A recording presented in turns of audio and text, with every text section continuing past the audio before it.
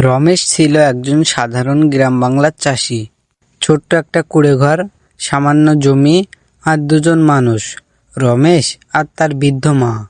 সংসার চলতো কষ্টে শিষ্টে, কিন্তু গরিব হলেও রমেশের ছিল একটি বড় শক্তি, সেটা হলো তার বুদ্ধি এবং পরিশ্রম।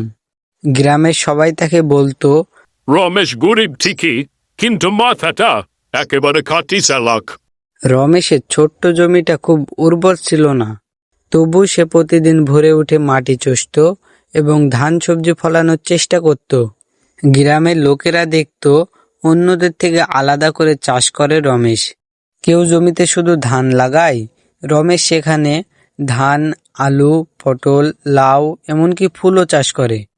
সে জানতো ছোট জমি হলেও বুদ্ধি করে কাজ করলে লাভ পাওয়া যায়। কিন্তু ঠিক সেই সময় গ্রামের মধ্যে একটা বড় সমস্যা দেখা দেয়। এলাকায় নতুন এসেছিল এক ধনী মহাজন, হরি মল্লিক। লোকটা ছিল ধূর্ত। গ্রামের গরিব চাষিদের কাছ থেকে কম দামে ফসল কিনে শহরে বেশি দামে বিক্রি করত। চাষিরা বাধ্য হয়ে তাকে ফসল দিত, কারণ ঋণ না দিলে জমি বেহাত হয়ে যেত। রমেশও তার কাছ থেকে সামান্য টাকা ঋণ নিয়েছিল, কারণ তার জমির পানি তোলার নলটা ভেঙে গিয়েছিল। হরি মল্লিক সুযোগ পেলেই চাষিদের ভয় দেখাতো। সে বলতো, সময় মতো টাকা না দিতে পারলে জমিটা কিন্তু আমার হয়ে যাবে।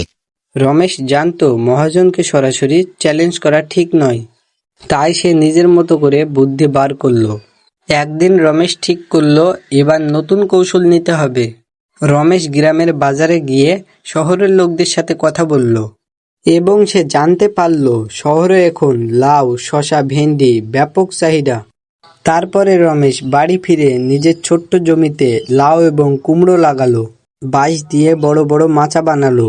বেশিরভাগ চাষি এটা করতো না, তাই রমেশের জমিটা আলাদা দেখাতো। কয়েক সপ্তাহ পরে রমেশের জমি জুড়ে বড় বড় লাউ এবং কুমড়ো ঝুলতে লাগলো। রমেশ তখন সঙ্গে সঙ্গে সেগুলো শহরের বাজারে বিক্রি করতে নিয়ে গেল। দাম পেল গ্রামের থেকে 3 গুণ বেশি। এই টাকা দিয়ে প্রথমেই রমেশ হরি মল্লিকের ঋণ শোধ করল। মহাজন অবাক হয়ে বলল, এইটুকু জমি নিয়ে এত টাকা আয় করলে কি করে? রমেশ হেসে বলল, মাটি যতই কম হোক, মাথা আরো কম হলে চলে না।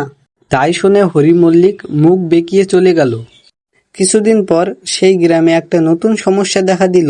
গ্রামের চারিদিকে চোরের উৎপাত। রাতে গরু, ছাগল, এমনকি ফসলও চুরি হচ্ছিল। গ্রামের সবাই ভয়ে ছিল। রমেশ ভাবল, চুরি থামানো না গেলে বড় একটা ক্ষতি হবে। পরের দিন রমেশ নিজের জমির এক কোণে লুকিয়ে বসে থাকলো। একদিন রমেশ দেখতে পেল যে তার জমিতে একটা চোর ঢুকলো। তবে সে চোরকে মারতে গেল না, বরং তাকে ডেকে বলল, তুই কে, আর কেনই বা আমার ফসল চুরি করতে এসেছিস? চোর ভয় পেয়ে বলল, আমি গোপাল, পাশের গ্রামের। 2 দিন ধরে খাইনি, কাজ হারিয়েছি, তাই মনের ভুলে চুরি করতে এসেছি। রমেশ তার কাঁধে হাত রেখে বলল, চুরি করলে তো তোর এ জমিনে কাজই থাকবে না। আমার কাছে কাজ করবি, চাষের কাজে লোক লাগবে, ভালো মাইনে দেব। তাই শুনে গোপাল অবাক হলো এবং কাজ করতে রাজি হলো। সেই রাত থেকে গোপাল শুধু নিজের ফসল বাঁচালো না, একজন মানুষকে ভুল পথ থেকে ফিরিয়ে আনলো। হরি মল্লিক বুঝতে পারল রমেশ এখন গ্রামের লোকেদের মাঝখানে জনপ্রিয় হয়ে উঠছে। সে চাইলো আবার রমেশকে বিপদে ফেলতে। তাই একদিন পুলিশ ডেকে অভিযোগ করলো রমেশ নাকি তার ফসল চুরি করেছে। পুলিশ রমেশকে ডেকে পাঠালো। রমেশ শান্তভাবে বলল, আমি চুরি করতে যাব কেন? বরং আপনি আমার ফসলের দাম কমাতে চেয়েছিলেন। তাই বলে রমেশ দারোগা বাবুকে সব প্রমাণ দেখালো। দারোগা বাবু সব প্রমাণ দেখে এবং শুনে মহাজনকে সতর্ক করে দিল। মহাজন লজ্জায় গ্রাম ছেড়ে চলে গেল।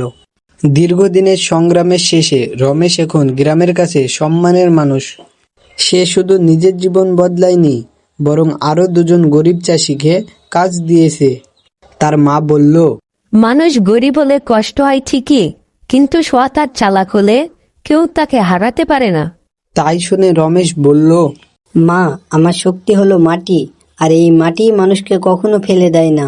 ধীরে ধীরে রমেশ নিজের জমি বাড়ালো, নতুন চারা গাছ লাগালো গ্রামের ছেলেদের কৃষিকাজ শেখাতে লাগলো। সবাই বলল, গরিব চাষি রমেশ একদিন আদর্শ কৃষক হবে। রমেশের গল্প শেখায় গরিবই বাধা নয়, মাথা আর মন ঠিক থাকলে মানুষ তার জীবন বদলে ফেলতে পারে।